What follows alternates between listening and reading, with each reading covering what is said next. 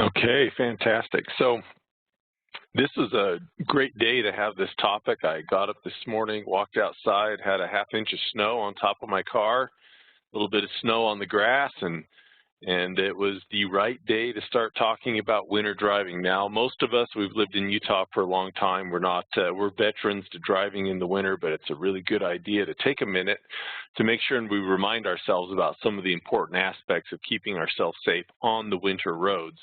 So we're going to talk a little bit today about preparing ourselves and preparing our vehicles for the winter roads. Of course, the most important thing when we're talking about winter driving is to remember to adjust for those conditions. Adjust your driving habits, increase your space cushions, increase your following distance, and make sure that you're taking the speed down a little bit when conditions are bad. Those are some real basic defensive driving techniques when we're talking about poor weather conditions. Give yourself more time, more space, more room. And those are great habits, and those are probably some of the things that people seem to forget most right off the bat. We'll have a big storm here within the next couple of weeks, and there'll be dozens, if not 100 accidents in one day that'll happen as a result of that storm because people don't adjust to the changing driving conditions. And so that's really important for us. When we did this presentation last time, it was I think it was 2 years ago this month, we did this presentation, and I shared with you a story about a family, the Kim family, and they had gotten lost in Southern Oregon. They were on vacation trying to get over to the coast to stay the night someplace, and they had missed their turnoff. And so they tried taking an alternative route that they saw on the map to get over the mountains, and they wound up getting stuck in a snowstorm on some unused roads up in the mountain. Well, they were 9 days, stuck in their car. And if you remember when we did this presentation before, it was kind of a heart-wrenching story about this family. Mom and the 2 daughters survived the ordeal. Dad died after 7 days. He left the family to try and get help and died in his attempt to hike out to get help. But there's some lessons that we learn from this that I think is really important to think about. This is kind of a worst-case scenario when we're talking about winter driving and the things that can happen to us. Is what happens if you do get stuck, stranded, or lost somewhere in inclement weather.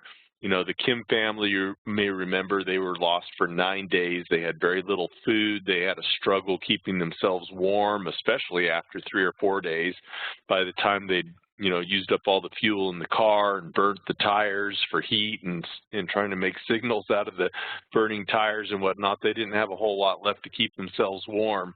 Mr. Kim left the car, which we know is a basic rules to stay put, for rescuers to try and help you. But it's understandable after 7 days thinking, it's time to leave. But that was a fatal decision on his part. Really interesting, though, as I revisited this information, I read some more details that I didn't read last time when I used this story, and that was how they used cell signals to help find this family.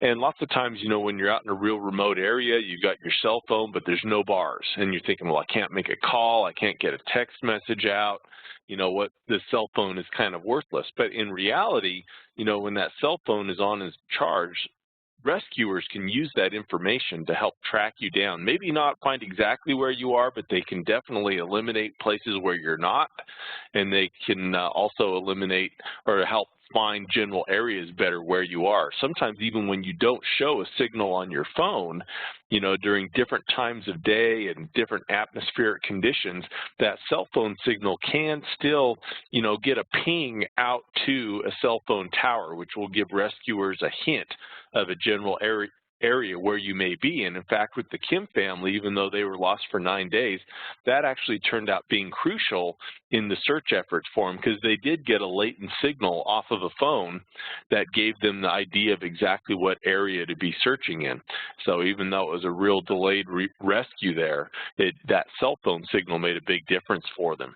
Mrs. Kim and 2 of the children did survive, taking full advantage of what they had available to them to keep warm and to keep fed. As I was thinking about this topic, I came across another story, and this is a more current story. This actually happened up near Lovelock, Nevada, in northwest Nevada last December. And we had 2 adults, Mr. Glatton and Miss McEntee, and they were a couple, and they had her 2 children, and then Mr. Glanton had 2 niece and a nephew with them. So they had 4 children with them, ages 3, 2 4-year-olds, and a 10-year-old, and they went off into the mountains in cold weather, and about 15 miles out of town, their Jeep slid off the road and rolled over, and so they were now stranded. Now, this wasn't quite as bad as the Kim story. Nobody died, and they were rescued within 48 hours. But I think it's kind of interesting to look at the things that were pivotal in their survival of the situation. When they woke up the next morning, it was 21 degrees below zero. And if you can imagine, that upturned Jeep, and that is their Jeep in the picture there, that's not going to, you're not going to be running the engine there to get the heater to heat you up in that situation, 21 below zero. How are you going to stay warm here? Well, James Glanton came up with a pretty ingenious idea. He was able to light a fire, but he used that fire not just to make heat, but to heat rocks so that he would have a latent radiant heat, and he put those rocks underneath the spare tire. So the wheel of the tire got hot, and the tire itself got warm. The rocks, of course, didn't catch the tire on fire, and so they gave them a heater that would hold that heat, even after the fire was gone, to help keep them warm. That got them through 2 days in this sub-zero weather until they were able to be rescued. They did have a little bit of food with them, and they were able to stay calm and keep the kids calm, and just treat them, like it was they were out on a camping trip. 2 days out in the cold like that is a lot better than 9 days out in the cold. But once again, a key factor in their rescue was a cell phone signal that came off of a phone that was not getting a signal. You had no bars on the phone, but there were some latent signals that were able to reach some cell phone towers that helped the rescuers identify and narrow their search area. And so, we're seeing kind of a reoccurring theme here when it comes to this rescue, and having that cell phone charged up, even if you don't think you've got a signal on it that you can use, having that on can still benefit you. So that's a really important lesson to be learned. Of course, if we're going to be stuck out, in the cold, that's kind of a worst case scenario, and there's things we want to make sure that we have food, and we want to make sure we can stay warm. But let's talk a little bit more about just preparing some of the more basic things, preparing our vehicle. We need to be prepared ourselves, with the ability to stay warm and feed ourselves. But, most of our winter driving situations are going to involve more of the ordinary, the routine, going out on a cold day and having the car start. Check your battery today, because that battery is going to lose power as it gets colder. If you've got a battery that's only got about half the power left in it, and it gets down to freezing, gets down to 32 degrees, that battery loses an additional 33% of its available power reserve. At zero, that battery is only going to put out about half of the power that it does at warmer temperatures. So really important in the winter to make sure you have a good battery, make sure those terminals are clean, you've got good connections, and get your battery tested.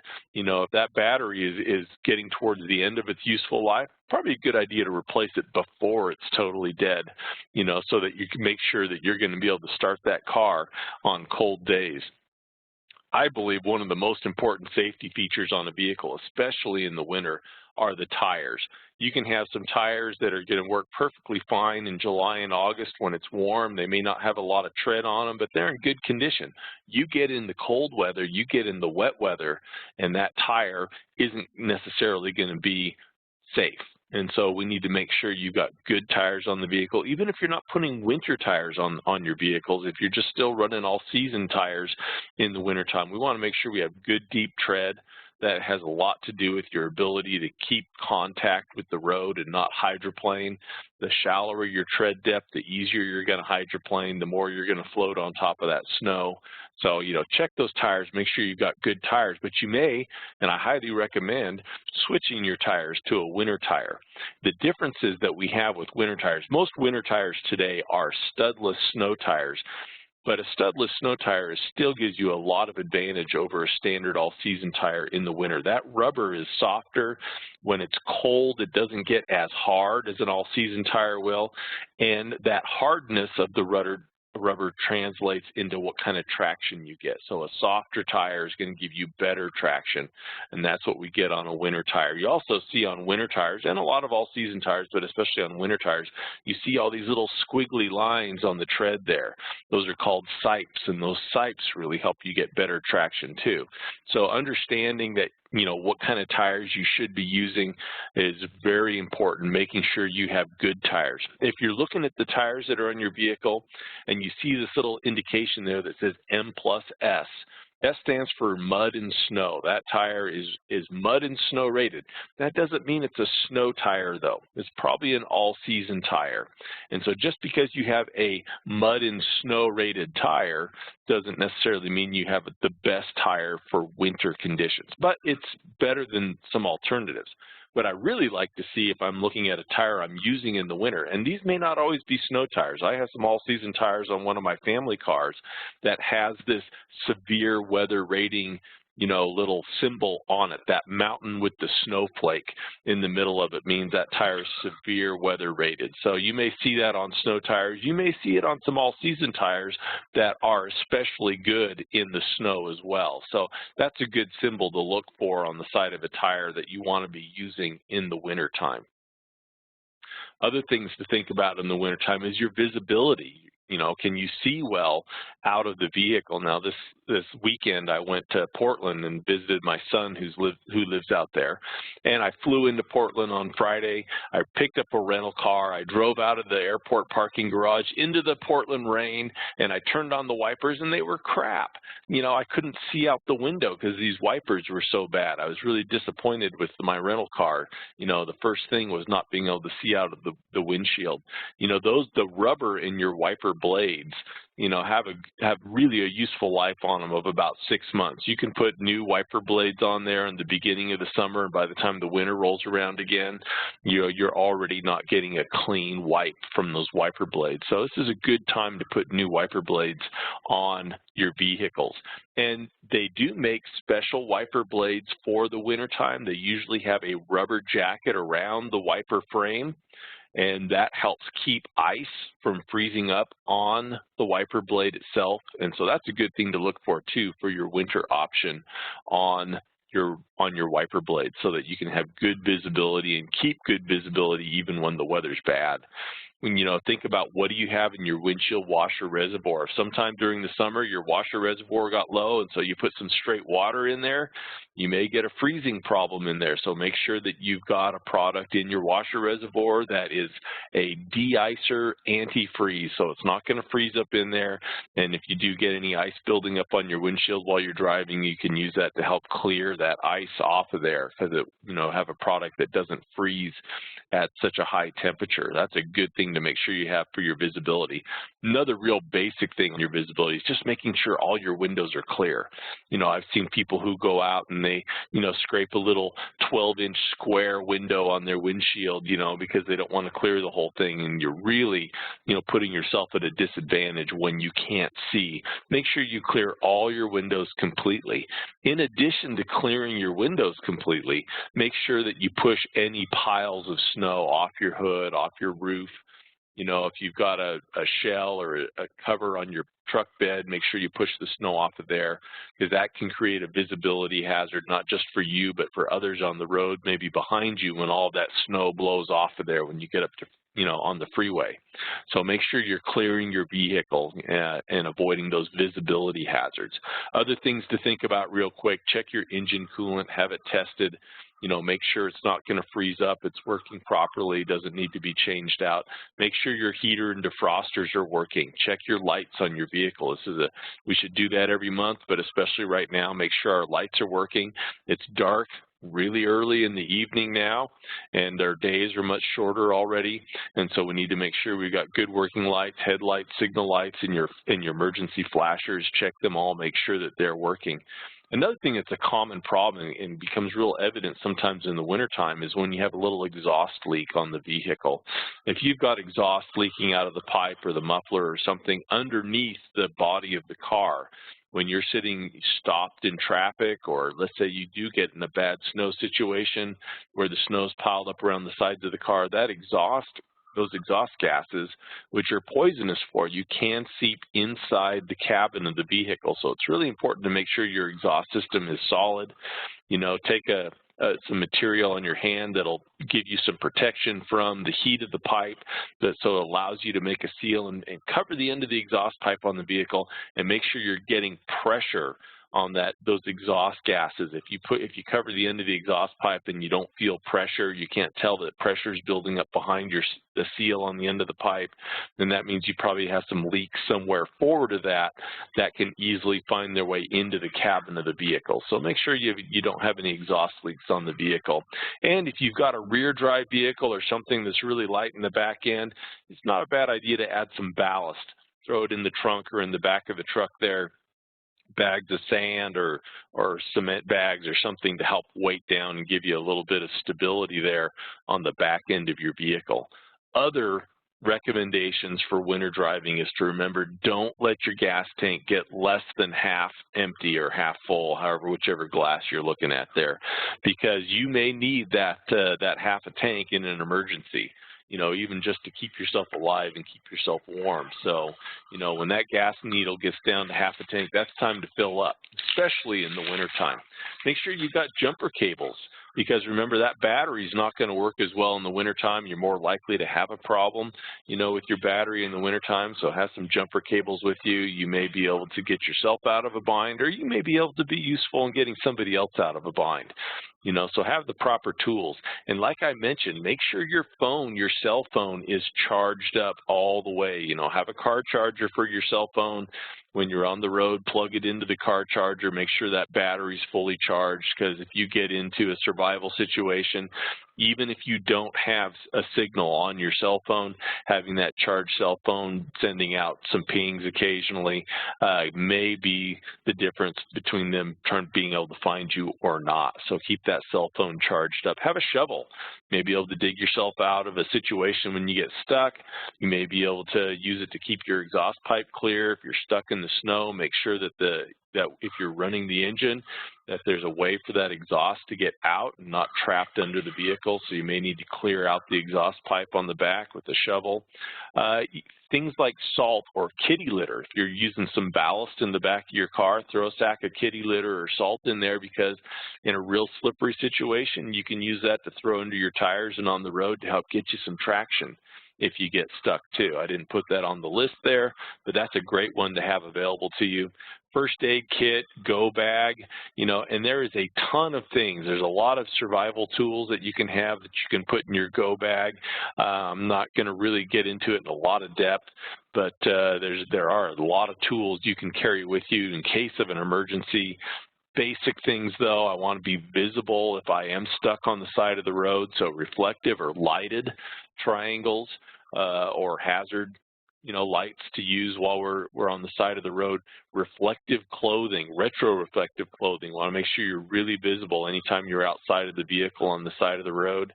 And extra outerwear, you know, not just what you're wearing that day, but make sure you keep a coat and a hat, gloves, and a change of clothes in the vehicle. You know, if you get wet, something you get dry, or if you forget to bring a coat one day, well, I'm just getting in the car and driving to the office. I don't need my coat, you know, but you never know when you may actually need that coat if you don't make it to where you're going. So make sure you've got an extra set of clothing and especially good outerwear available in the vehicle.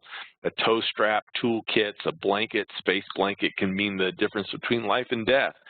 Food and water, very important. I always keep like a case of water in the back of my truck, especially in the wintertime, but year-round I usually keep a couple dozen bottles of water in the back of my truck. Comes in real handy all the time. In the winter, though, sometimes that my case of water freezes up in the back of the truck, and so maybe take a few of those bottles of water. If you keep carrying them around with you, make sure they're inside a heated area. You know, put them in the back seat of your truck or someplace under the seat where they'll stay thawed in case you need them. Those frozen water bottles in the back of my truck won't do me a whole lot of good, you know, in the wintertime. Make sure you've got some emergency food supply with you, energy bars, you know, something with a lot of carbohydrates and protein, you know, that will produce the energy to help keep you warm. You know, it could be candy. I recommend something with a little more than just chocolate, but nuts and trail mix and a lot of these energy bars are real good. If you go to Costco or someplace and buy a box of these energy bars and just throw it in the trunk of your car, that can make a big difference for you in an emergency as well. One more thing we want to talk about real briefly, we didn't go into a lot of depth last time we did this topic, was, you know, when you're in that driving situation and you are having difficulty controlling the vehicle, let's just go over some reminders of some maneuvers that we need to be familiar with to help keep us in a straight line, keep us on the road. There's a couple of different kinds of skids that we need to understand how to handle. One is an oversteer and one's an understeer. So let's talk about the understeer first. An understeer occurs when the front tires, the steering tires on your car, are sliding and they're not biting, so they're not actually turning the vehicle. You ever been in that situation where you're turning the wheel but the car's not turning? You know, that's an understeer. Never happened to Jason. That's an understeer, and the way you get control of that again is, number one, you have to keep those wheels turning. If you hit the brakes and lock those wheels up and they're not turning, they're not going to direct the direction of the car. So it's very important. Make sure you lift off on the brake. On an understeer, you're going to want to apply the brake, but gently, so those wheels keep turning. And if you've already oversteered, so the wheels are turned so far that they, you know, are just skidding, you may need to straighten those wheels up a little bit, let those tires get some bite, and then turn it gently in the direction that you need to go. Okay, so if you're ever in that situation where you're turning the wheel and the car's not turning, remember, straighten up the wheel a little bit, apply the brake gently, don't slam it. Another situation is the oversteer. Now, we have anti-lock brakes in most of our modern cars, but it's possible that your ABS system isn't working or you're driving an older vehicle. It's really important to remember not to lock those brakes up. With an oversteer, usually what happens is the back end of your vehicle winds up going faster than the front end, and it tries to pass you. And so the back end starts sliding around. Keep those wheels turning and turn the front wheels in the direction that you want to go. Turn them into the skid. If you turn away from the skid, it just makes it worse. So you always want to turn into the skid. Now, one thing that is really important is how do we use, if we're not going to brake in the situation, because braking in either of these situations can be really bad, is how do I address this? Well, you're probably going to want to take your foot off the gas in a rear-wheel drive vehicle. The compression from the engine will slow down the drive axle. If those rear wheels start spinning slower than the front wheels, then that will help pull those wheels back behind you, which is where you want them to be, you know, to be in control. So rear-wheel drive vehicle, foot off the gas, steer into the skid, keep your wheels turning. On a front-wheel drive vehicle, though, when I take my foot off the gas, the compression from the engine is going to slow the front wheels down, and then that can make the skid worse. And so with a front-wheel drive or a four-wheel drive, if you're actually engaged in four-wheel drive or all-wheel drive, keep your foot on the gas gently. Use that power to the drive wheels in front to help pull you out of the skid. So it's important to know what kind of vehicle you're driving. I was teaching a defensive driving class the other day, and I asked people in the room, do you drive a front-wheel drive or a rear-wheel drive vehicle? And over half the room, everybody's kind of looked at me like, huh? You know, they had no idea, you know, what they were driving. So make sure you know if you're driving a front-wheel drive, a rear-wheel drive, or a four-wheel drive. Most four-wheel drive, like pickup trucks, when they're not in four-wheel drive, are a rear-wheel drive. And so remember the different strategies for correcting that oversteer. You know, take your foot off the gas for the rear drive, keep your foot on the gas for front drive and for four-wheel drive. You know, you can also get into a situation where that we call a counter steer or an overcorrection. Same rules as with the oversteer, is you just want to make sure you're not turning that wheel too far as you turn it into the skid, you know, and then the back end will swing back around the other way, and then you wind up going this way and that way and lose control. Remember, the steering input needs to be nice and gentle. The idea is to keep those wheels pointing straight down the road, not to the sides either way. So your steering input needs to be fairly gentle. Again, with a counter skid, again, get your foot off the gas in a rear drive or keep your foot gently on the gas in a four-wheel drive or front-wheel drive vehicle. And that will help you maintain control of the vehicle in a in a worst case scenario where you are sliding around. Remember, the best thing to do is to slow down in the snow and ice, give yourself lots of space and lots of room, avoid that potential skidding in the first place. So, Jason, do we have any questions out there? How do you know whether your car is a front-wheel drive or a rear-wheel drive? That's a good question. Ask somebody. Actually, the way to tell is if you look behind the front wheels, if there's a shaft that goes from the back of the strut behind the wheel into the motor, into a transaxle in there, that's going to be a front-wheel drive or an all-wheel drive vehicle. It really, if you want to look at it and be able to tell, you need to look and see if there is a drive axle on the front end of the vehicle. You can also tell, if you know what you're looking at on the rear, if there's a drive axle on the rear. If you've got that round pumpkin thing in the middle of the back axle, that's going to be a drive axle back there. Four-wheel drives may have both, the shafts in the front going into the wheels and that drive axle in the back. But if you're not sure, you're not really sure what you're looking for, make sure you ask somebody. In fact, you can call me or even send me an email. Hey, I'm driving a Chevy Impala. What is it? And I'll tell you what it is. But if you're not sure, just ask somebody so you know what you're driving. So along those same lines, the question is, when do you use four-wheel drive? Well, you're going to use four-wheel drive ideally anytime when your road conditions are potentially slippery. All-wheel drive is really good, and this is like a whole nother topic, going to a lot of depth of what the difference is between all-wheel drive and four-wheel drive. But, if you're just on wet roads, you may want to be in all-wheel drive, because if you are in a ski, you're less likely to get into an oversteer skid situation, with an all-wheel drive vehicle. But definitely if it's snowing, if there's snow, slush, or ice on the road, you should put it in four-wheel drive. If you have a four-wheel drive, you you don't want to have it in four-wheel drive when the roads are dry, definitely. So any time the roads are potentially slippery, snow and ice, or in some situations even with rain, with an all-wheel drive. Again, if you have questions about that and you're not sure, I'm happy to entertain emails or phone calls about that.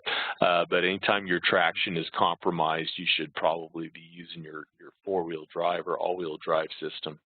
Some cars are all-wheel drive all the time. Sometimes they can be turned off. So again, it's important to understand your vehicle that you're operating. All right. Thanks, Doug. Awesome presentation today. Hope everybody enjoyed that. We had a good group that was able to sign in. We had a few people having a few challenges, but I think everybody got in within time.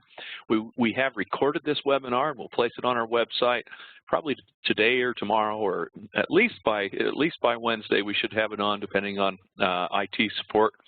And we have one more webinar this afternoon. Not this afternoon, in actually just a few minutes, I'll be providing, I would like it to be this